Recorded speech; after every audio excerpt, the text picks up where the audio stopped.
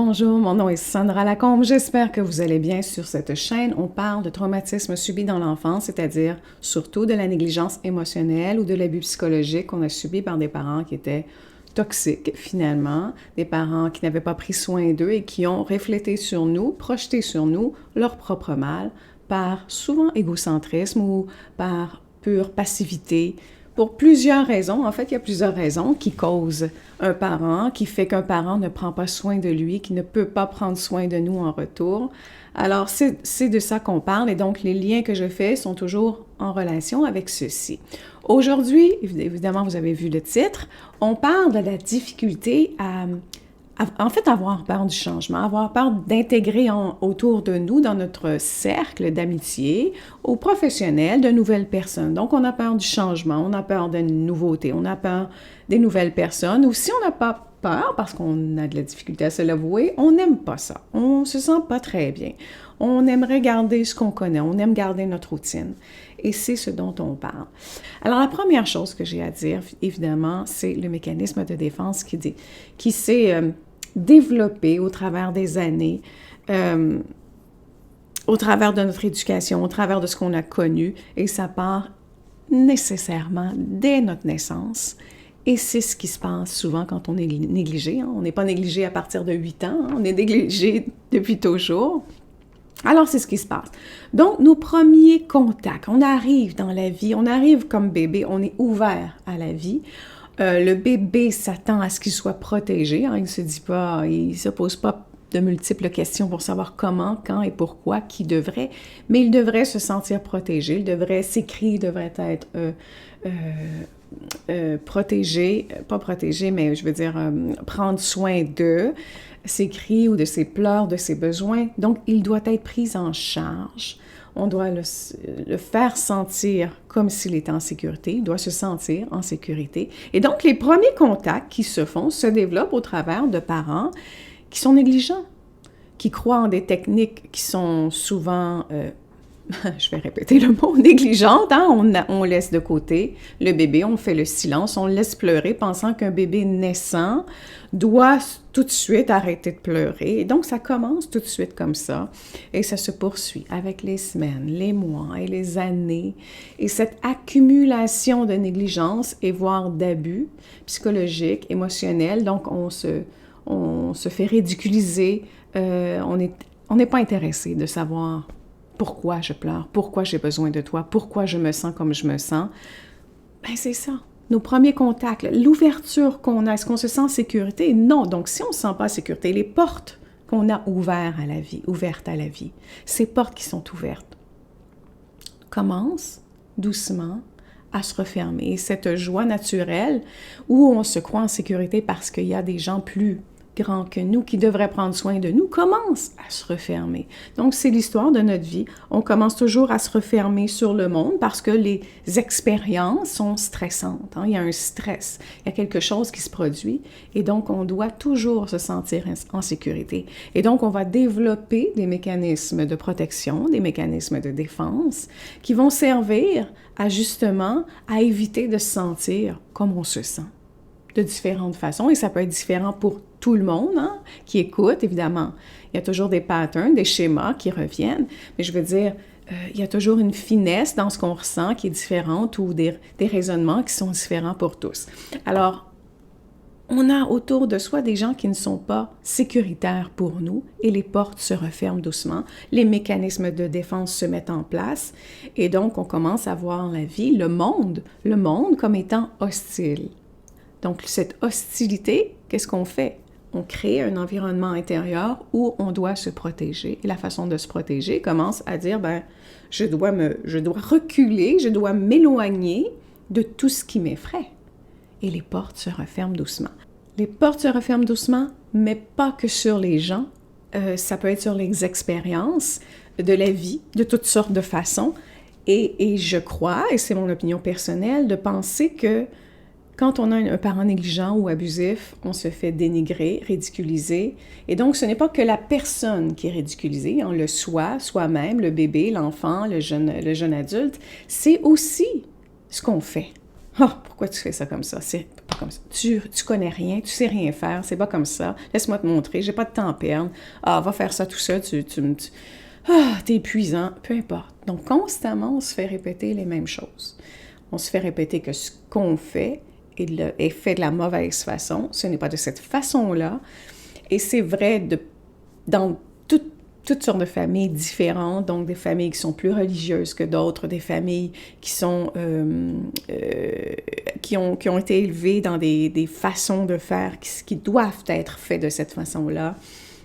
Donc, où on va prendre le contrôle, qui sont très contrôlés. Donc, vont répéter sur son enfant, « Laisse-moi te contrôler, laisse-moi te montrer comment on devrait faire la chose. » Mais je vais te le montrer d'une façon qui est très antagoniste, hein, qui est agressive d'une quelconque façon. Évidemment, l'agressivité, c'est pas que par des coups de poing, hein, ça peut être par juste une attitude, une énergie qui est trop intense pour un enfant qui veut apprendre et qui ne comprend pas ce qui se passe. Donc, oui.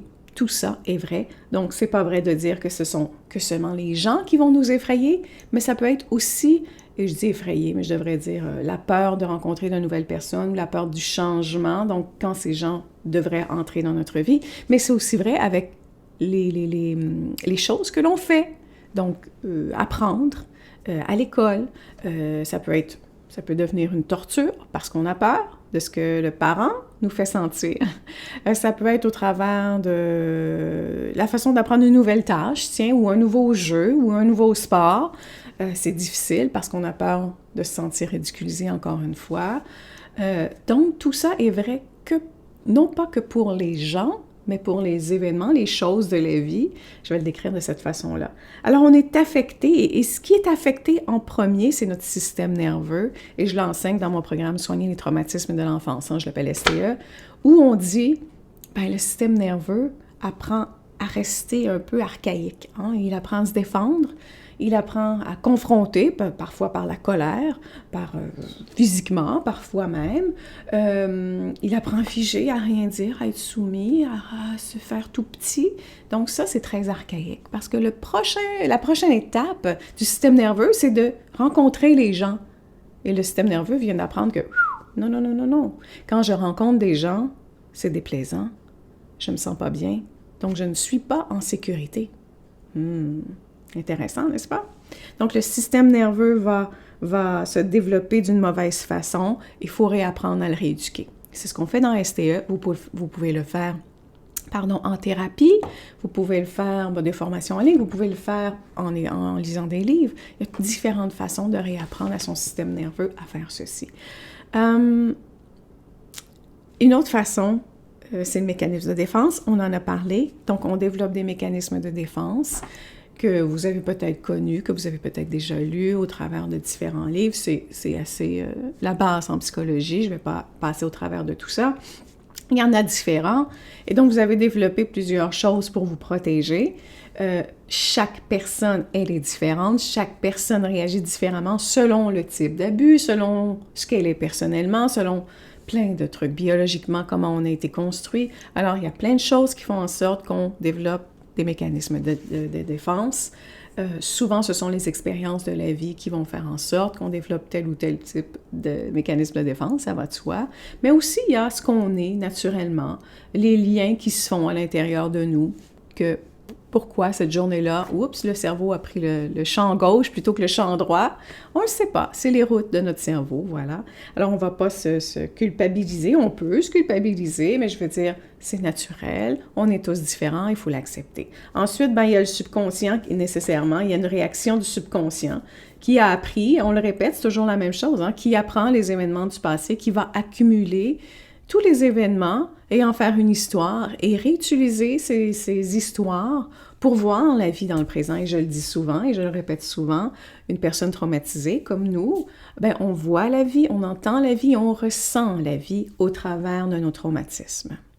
Alors, il faut apprendre le plus que l'on peut, parce qu'évidemment, ce ne sera jamais parfait, on ne sera jamais totalement objectif, c'est impossible, franchement, ce serait ridicule. On vit des expériences au quotidien, on est un être d'émotion, c'est impossible d'être totalement objectif, sans jugement, parfait. Non, non, non, non, on se détend, là. Quand j'entends, là, il faut jamais juger, ne jugez pas cette personne, non, non, ça nous fait des êtres soumis qui souvent tombent dans des relations abusives justement à cause de cette espèce de pensée où on ne doit jamais juger. Mais le jugement, on peut voir des faits. Un fait, c'est un fait. Donc, on est capable de voir des faits et dire, c'est pas un jugement, c'est un fait, je vois que cette personne, elle est abusive et je vais m'en aller. Hein? Les faits s'accumulent, c'est assez, je prends soin de moi. Alors, souvent, on va justement s'oublier, le subconscient va apprendre, le système nerveux a appris à figer, à s'éloigner, à tomber, à se sentir humilié. Alors, il ne peut plus se protéger. Et quand il ne se sent pas la force de se protéger, ben quoi? On est aussi bien de dire non à ce qui s'en vient. C'est plus facile parce que sinon, il faut confronter cette humiliation, il faut confronter cette peur, il faut confronter tout ça. Alors, c'est beaucoup plus facile d'utiliser un mécanisme de défense qui dirait, ben, ferme les portes de la route, ferme les portes du chemin linéaire dans lequel tu as pris l'habitude de vivre, parce que c'est ce qui se passe quand on veut contrôler son environnement. Hein? On vit dans un tunnel qui est très linéaire, qui est très droit, et la vie, il y a plein de portes dans ce tunnel, dans ce couloir. Il y a plein de portes, et on se les refuse, parce que chaque fois, ça soulève quelque chose de désagréable. Alors, pourquoi changer quelque chose qui fonctionne bien, hein? Je me sens en sécurité quand je n'ai pas besoin d'aller voir cette personne. Je me sens en sécurité quand je n'ai pas besoin de changer ma méthode. Je me sens en sécurité quand je n'ai pas besoin... Alléluia, tout ce que vous voulez. Donc, ouais, c'est ça. Ensuite, il y a un autre phénomène qui va se produire, et ce phénomène, qui pourrait se produire. C'est pas vrai chez tout le monde. C'est vrai chez certaines personnes qui sont traumatisées, qui utilisent la dissociation. Et là, quand je parle de dissociation, je ne parle pas de trouble de l'identité, je parle seulement de légère dissociation. Donc, il faut faire une différence. Là, ici, sur la chaîne, je ne parle jamais de diagnostic, je ne fais pas ça, ou brièvement, pour parler de, comme je le fais présentement, de ce qui pourrait être, devenir, possibilité.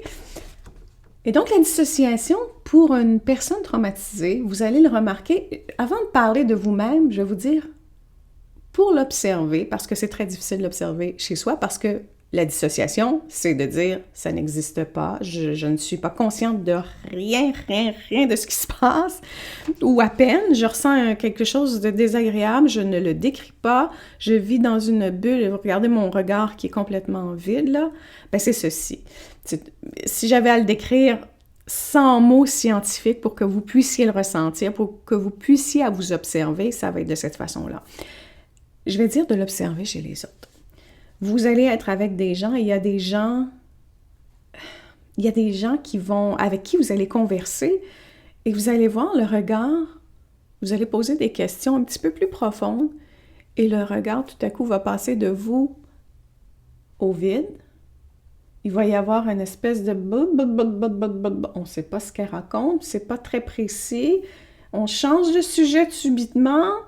Et donc, il y a une espèce de « oups, je dois m'éloigner » la conversation, mais pas volontairement, pas consciemment. C'est vraiment une espèce de mécanisme de défense, aussi la dissociation, qui permet d'oublier quelque chose de désagréable à laquelle je ne veux pas faire face. C'est un peu ça, quand on parle de dissociation légère. Alors, chez vous, commencez peut-être par l'observer chez certaines personnes et là, vous allez voir, oh boy, est-ce que je fais ça? Non pas pour la juger en passant, non pas pour décrire son passé complètement, c'est pas notre problème, son passé complètement. On peut juste l'observer dans le présent et faire, wow, ok, maintenant que je l'ai vu chez quelqu'un d'autre, est-ce que je peux le voir chez moi-même? Est-ce qu'il y a des façons de me dire, oh, je suis en train de me dissocier pour me sentir en sécurité. Parce qu'encore une fois, on veut juste retrouver la sécurité. Donc, quand on oublie les choses, qu'est-ce qui se passe? Ben, on retrouve je vais le répéter, la sécurité, désolé, les mots se répètent. Mais c'est vraiment ça, je me sens mieux, il n'y a plus de danger et je suis présent maintenant. Alors, si j'efface de ma mémoire, de mon corps, ça ne s'efface pas vraiment dans le corps, mais si j'efface de ma mémoire, de ma pensée, ben je peux changer l'énergie, je peux changer ce qui se passe dans mon corps en simplement oubliant. Vous allez vous retrouver en sécurité en oubliant. Vous allez vous retrouver en sécurité en changeant de sujet. Et en changeant de sujet, la chose n'existe plus. Le problème n'existe plus. Ce que vous avez vécu, le passé, n'existe plus. Vous existez seulement dans autre chose. Et je n'irais même pas dire par le présent, parce que souvent le présent, c'est le passé aussi. Donc, c'est de penser au passé, c'est de réfléchir au passé. Et donc, c'est pas vrai de dire je suis complètement présente quand je suis dissociée. Je ne suis pas présente, je suis engourdie, je suis absente, ou absent, évidemment, masculin et féminin. Je suis ailleurs que ce que je devrais ressentir. Donc, mon corps, je m'en dissocie, je ne veux plus ressentir parce que les traumatismes se ressentent dans le corps. Je vous le dis tout de suite, comprenez-le, c'est dans le corps. Il faut réparer le corps pour réparer les traumatismes. Alors, ça se ressent dans le corps. Il faut réparer son système nerveux et là, on veut plus que ça existe. Alors, on essaie de l'évacuer de différentes façons et cette façon-là, c'est de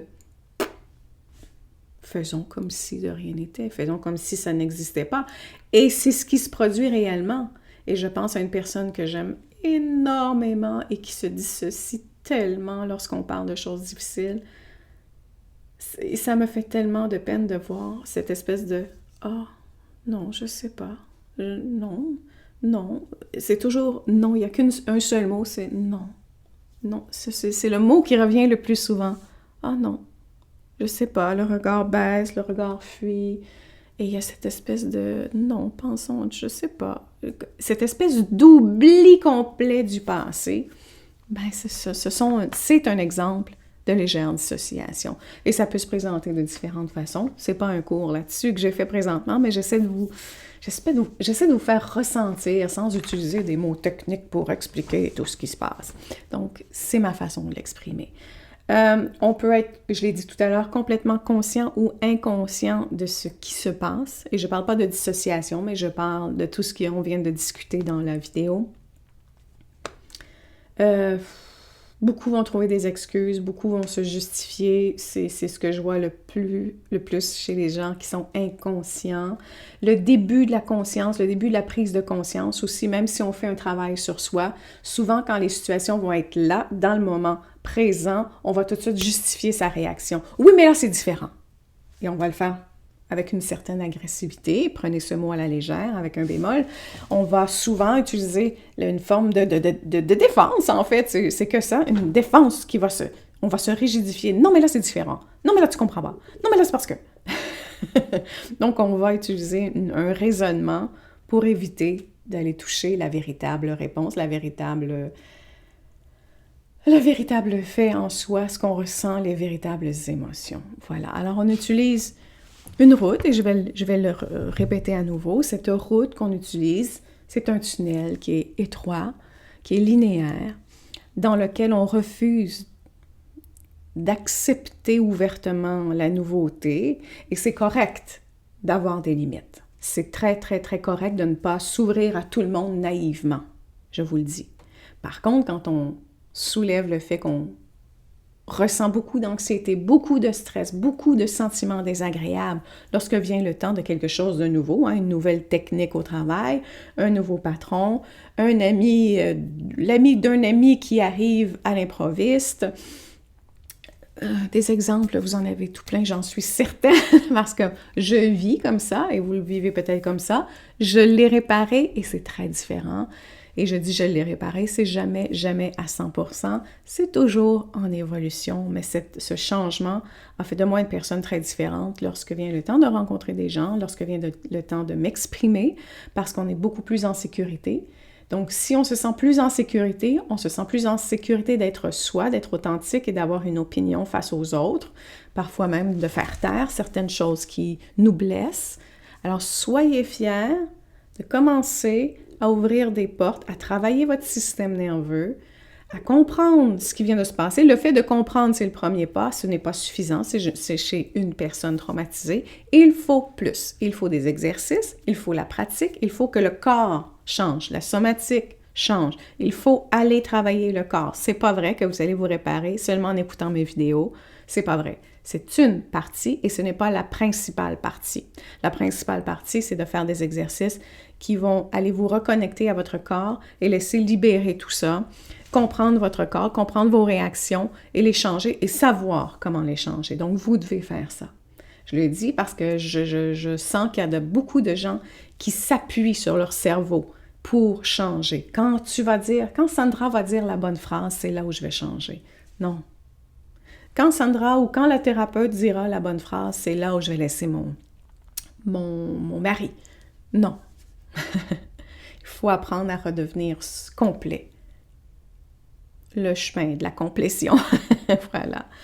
Alors, j'espère que je vous ai aidé, dans le cerveau du moins, à comprendre certaines choses, à vous donner la piqûre de dire peut-être que j'ai envie de prendre soin de moi, peut-être que là, enfin, j'ai envie de faire le pas, parce que j'ai compris certaines choses. J'espère que vous pourrez suivre cette route qui est clôturée de multiples portes et dire je vais en ouvrir une à la fois. Voilà.